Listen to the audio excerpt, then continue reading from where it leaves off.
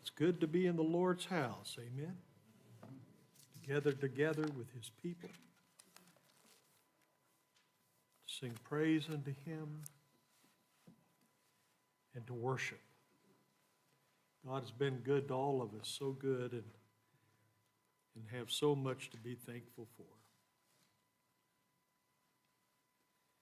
Let's go to the Lord in prayer. Father, we do come to you as your people. We come to you, Father, to hear from you through your word, through the preaching of your word.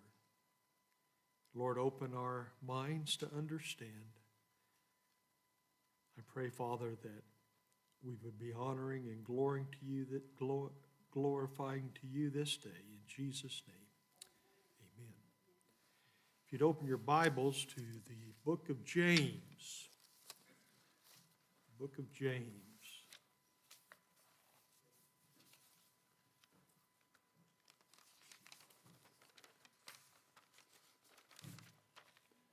We're going to be looking at chapter 3, focusing on verses 6 through 8. But I want to read this whole passage here down through verse 12. So let's stand together in honor of God's word.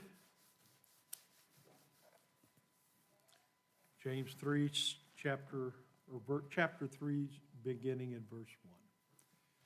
Do not many of you become teachers, my brothers, knowing that we will receive a stricter judgment? For we all stumble in many ways. If anyone does not stumble in what he says, he is a perfect man, able to bridle the entire body as well. Now, if we put the bits into horses' mouths so that they will obey us, we direct their entire body as well. Look at the ships also. Though they are so great and are driven by strong winds, they are still directed by a very small rudder wherever the inclination of the pilot wills. So also the tongue is a small part of the body, and yet it boasts of great things. Behold, how great a forest fire is set aflame by such a small fire. And the tongue is a fire, the very world of unrighteousness.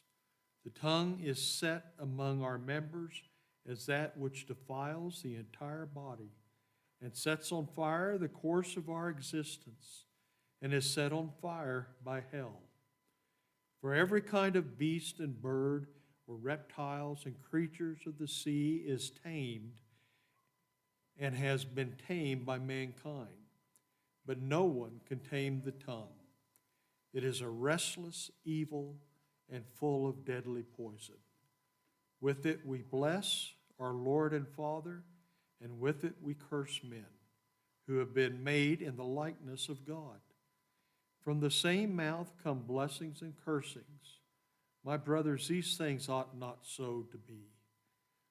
Does a fountain pour forth from the same opening fresh and bitter water? Can a fig tree, my brothers, produce olives, or a vine produce figs? Nor can salt water produce fresh. You may be seated.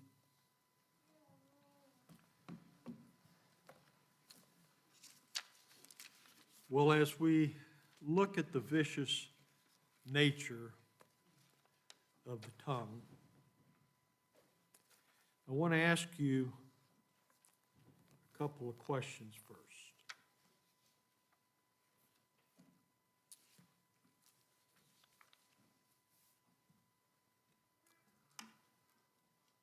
What is the last really edifying, uplifting, loving thing that you have said?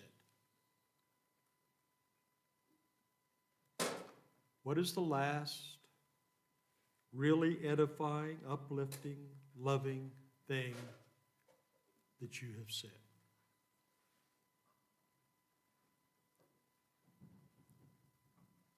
And then secondly, what is the last hurtful, degrading, condemning thing that you have said? What is the last hurtful, condemning, degrading thing that you have said? Now, I hope that quickly some thoughts came to your mind. For most of us, I would almost guess that thoughts regarding the last hurtful thing that we've said came quicker than the last edifying thing that we've said. But be that as it may, I hope those thoughts are there. So as we look at this text, in verse 5, we find that this tongue is a small part of the body.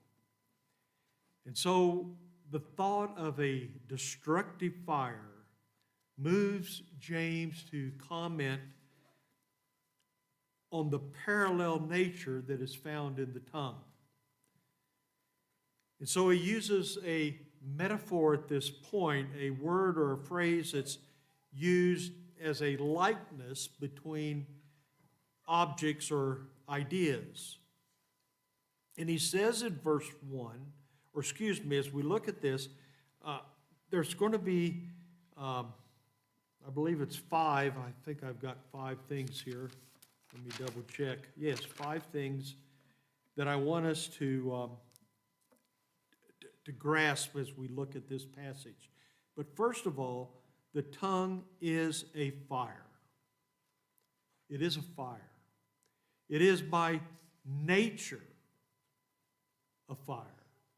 By our sinful nature a fire.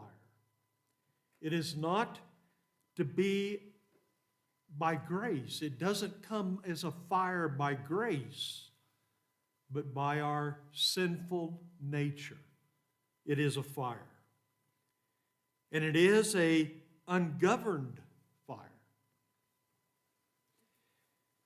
And it leaves a wake of destruction in its path.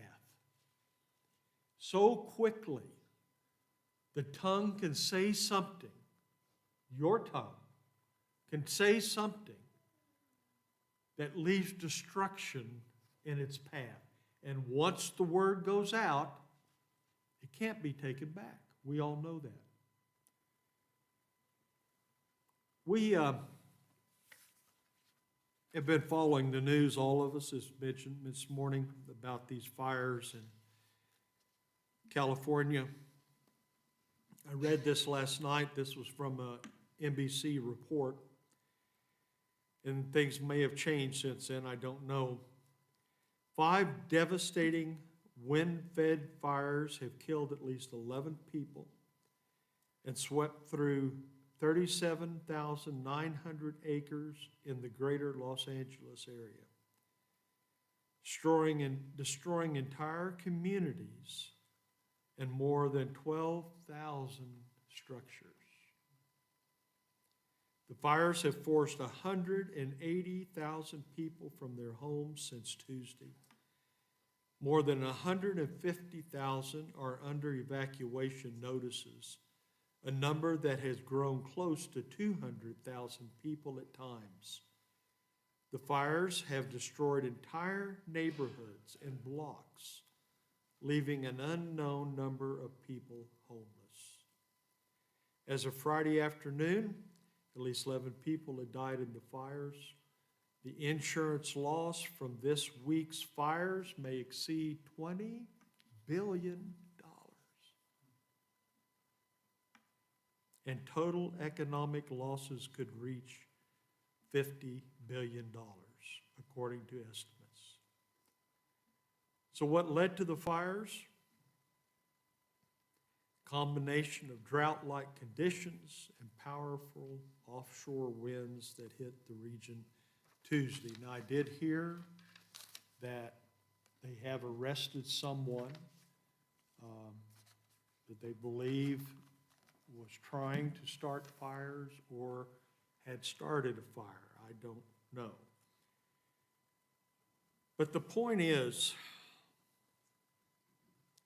that once that fire starts, it doesn't do anything but leave destruction in its path. And if you have watched any of the news and seen any of the pictures, it's just a horrible mass of destruction. Yes, beautiful homes, some of the stars from movies and television, their homes, but it's also the homes of blue-collar people. It's also, we think about why this might have happened. And I'm kind of getting off base on this a little bit, but this is something that's before us. We try to think about what's happened a little bit, but there are Christians who lost everything in these fires. Everything. I've never been in a home where there was a fire and I lost everything. I know there's some of you that know that feeling. But I want to encourage us as you pray for the people in the path of these fires, and I don't think they're over from what I've heard. Remember to pray for those who are true believers, that they would be a strong witness to those around them of God's grace and mercy. If you walk out into the middle of a CRP field in our dry weather, and you take a match and you light it and drop it in that CRP, what's likely going to happen? It's going to erupt into a smaller fire, and then with just a little bit of breeze, or maybe even no breeze, all of a sudden it's a little bigger fire. And it grows and grows, and before long, it's going to burn up that whole field of CRP, plus it's likely to jump over somewhere else because of sparks that fly. But how did it start? With one little ember in one place. And so the tongue is something that is an ungoverned fire, and it spares nothing. Once words have been said that are hurtful words, that are degrading words, that are condemning words, they go out. They go out. And I've heard story after story where people, and have experienced and talked to people where others have said things to them, and it just cut them like a knife. We need to be very careful about our words. Words the fire can be an ungoverned fire or a governed fire. Fires are somewhat governed at times, aren't they? We have controlled burns. We have them for a reason. You head east in Kansas and you see them all the time. Huge fields that are on fire and burning to prevent wildfires, to control invasive plants and insects. I've watched those movies where the locusts were coming and they tied fire onto different things, and they ran through cornfields and, killing the locusts and all of that. They're governed fires. They're controlled fires. And they remove that old vegetation, and they can warm us. A fire can. When it's cold, we need a fire. We need to get warm. It can cook our food. We made recently a big old pot of ham and beans. And after we made them. I took them and put them out on the back porch where it's open and it's cool, you know. Next day for lunch, brought them in, but I did not eat them cold. I warmed them up. I warmed them up because they taste so much better. And so we use fire to cook food, to warm up our food. It melts steel for construction, for so many purposes. Fire can be governed and used for good. The tongue is a fire. And we read in verse 6b that it is like a world of iniquity.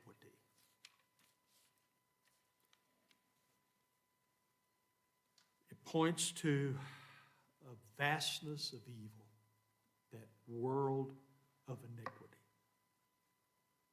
A vastness of evil that the tongue that is ungoverned is capable of producing.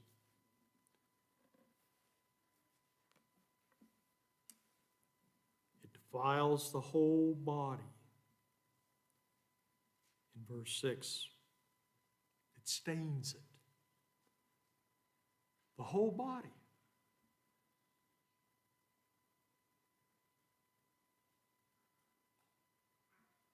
It sets on fire the course of nature. It welds all kinds of power through the words that are said to our course of life. And what it does in our life as those who speak with an ungoverned tongue, and what it does to those who are the recipients of that ungoverned tongue. We also see in verse 6 that it is set on fire of hell. It's fed by. It's fed by. When those words go out, and I can't say this enough, when those words go out, the damage that they do. And you may think what you said wasn't wrong.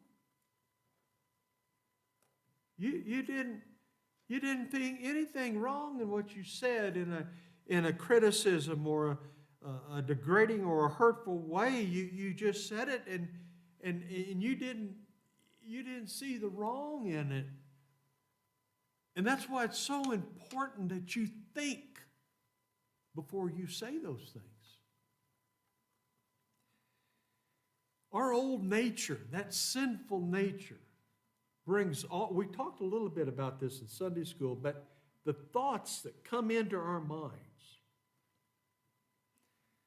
just because you have, and Chance pointed this out rightly, just because you have a sinful thought, it's when you entertain that thought that it becomes harmful and sinful in your life. When that thought comes, you need to banish it, put it away, and not entertain it. And so in speaking and talking, remember the evil power that the tongue has. But I want you to remember also, as a Christian, by the grace of God and the mercy of God, the tongue can also be set on fire by heaven. With statements, with words of encouragement, words of uplifting, words that are loving, in sharing that with someone, thoughts with someone, or ideas with someone, if you look over in Luke chapter 1, verse 64, Luke 1:64, we see here,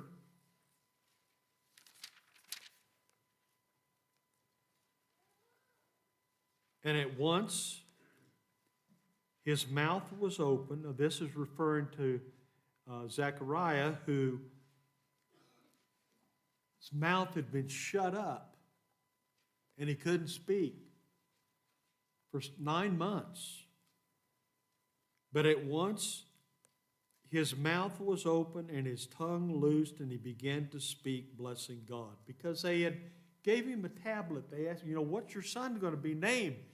They've never named anybody except a family name. And he says that he writes on the tablet, John. Well, that's what God had told him to name the son. He writes on the tablet, John, and then his speech comes back to him. His tongue is loosed, as it were. Loosed, and he began to speak, blessing God. If you look down in or back in verse 11 of this same chapter, and an angel of the Lord appeared to him, standing to the right of the altar of incense. And Zechariah was troubled when he saw the angel, and fear fell upon him. But the angel said, don't be terrified, Zechariah, for your prayers have been heard, and your wife Elizabeth will bear you a son, and you'll call his name John. He's been told of all of this. And it comes to pass that the child is born, he writes the name down, and his tongue is loosed, and he begins to glorify God. The tongue, as was said, it's a fire. It's a world of iniquity. However, it can, by God's grace, glorify God. But the tongue, in verse 7 and 8, we read that James says the tongue is wild and untamable. Wild and untamable. Now, you may not think of your tongue that way.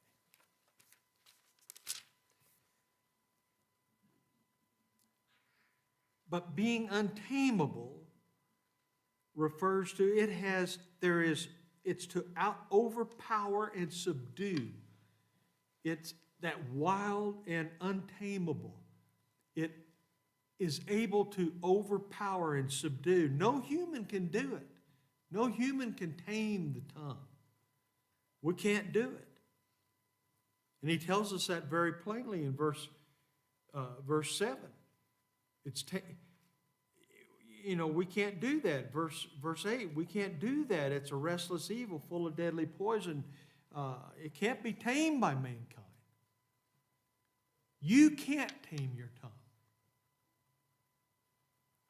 As a believer, you can't tame your tongue. But who can? God. God can tame your tongue. As a Christian, we have been set free from the bonds of sin. We have been set free. We do not have to sin anymore. All of us do. Because we still have that old sinful nature. But we've been set free from the bonds of it. And our tongue has been set free to speak words that are glorifying unto God, that are loving and that are kind. We don't have to speak in ways that hurt people, condemn people. It's an unruly evil, James says in verse 8. An unruly evil. I want you to listen to what Thomas Manton said. I'm reading out of a small commentary that I have by Curtis Vaughn, who was a seminary professor of mine. Manton said this: God hath in the structure of the mouth appointed a double rail to it, teeth and lips, and by grace hath laid many restraints upon it, and yet it breaketh out. The tongue. The tongue. The unruly tongue. Incapable of being constrained. It still breaks out.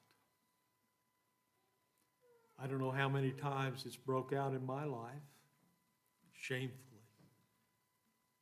And I would bet the same thing with you. Shamefully. It's broke out. No matter how hard you've tried to tame it and keep it bridled. James tells us it's like a restless serpent's tongue. I am not a snake person. I don't mind snakes if they're over there by the piano. But if they're right here at my feet, I want to get over by the piano. I don't want to hold them. I don't want them crawling around my neck or any of that kind of stuff. And that little snaky tongue, y'all know what I'm talking about. That little restless tongue. And I knew they say that that's how they sense things with their tongue and stuff like that. And I'm sure that's all true. But the fact is, the tongue is an unruly evil. It's like that. Just like that. And it's full of a deadly poison, just like a serpent. Again, I want to read a quote from John Adams, who said this: "It wounds affliction, blasts character, ruins peace, and even in cases not a few, destroys life itself. Many droop and die, pierced by its fatal arrows."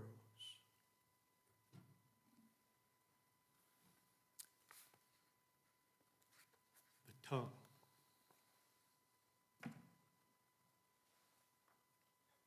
Now, James tells us we cannot completely tame the tongue. But what we can do is be aware of the tongue. Your tongue. To be aware of what it can do. For good or for evil. It can edify others. It can destroy others.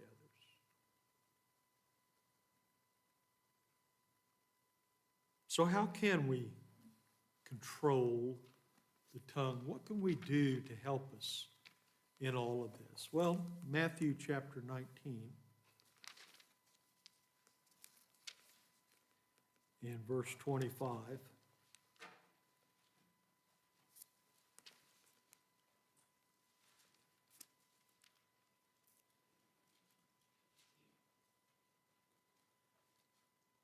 Jesus had given a parable about the rich man and how it's easier to go through the eye of a needle in verse 24 than for a rich man to enter the kingdom of God. And the disciples in verse 25 says they were astonished. Who can be saved? If that's the case, who can be saved? And Jesus looks at him and says, with people this is impossible, but with God all things are possible. Now I know in the context of this text, we're talking here about salvation and a man being saved. Who can be saved? But the truth is, all things are possible with God, goes far beyond just that. Everything is possible with God. If your tongue is out of control and you know it's out of control, it's possible for God to tame it.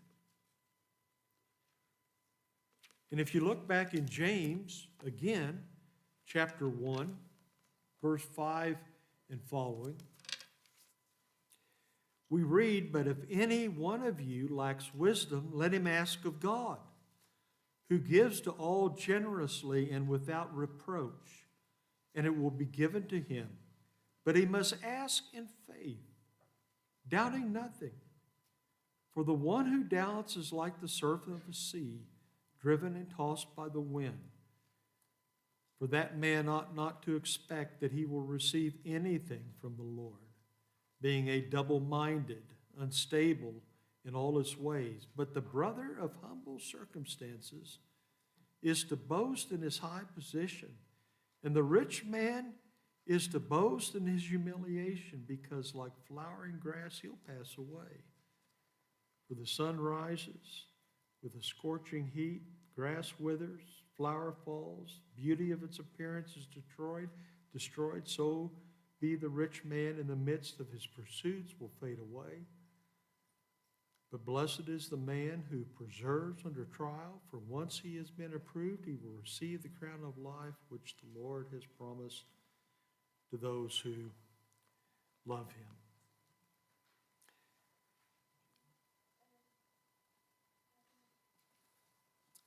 God can help you as a believer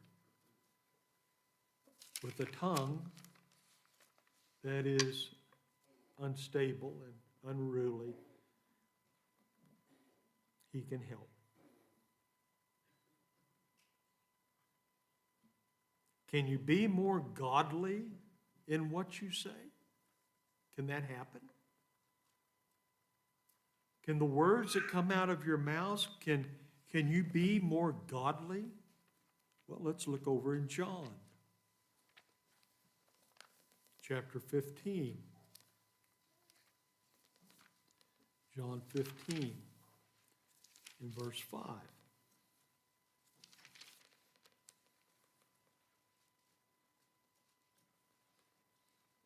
"I am the vine, you are the branches. He who abides in me and I in him, he bears much fruit. For apart from me, you can do nothing. If anyone does not abide in me, he is thrown away as a branch and dries up, and they gather him and cast him into the fire, and they are burned. If you abide in me, and my words abide in you, ask whatever you wish, and it will be done for you. My Father is glorified by this, that you bear much fruit, and so prove to be my disciples." Are you abiding in the vine?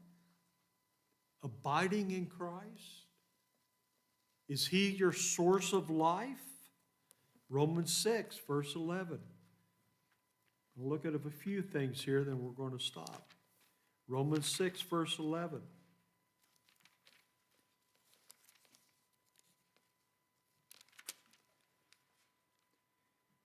"Even so, consider yourself to be dead to sin, but alive to God in Christ Jesus. Therefore, do not let sin reign in your mortal body, so that you obey its lust.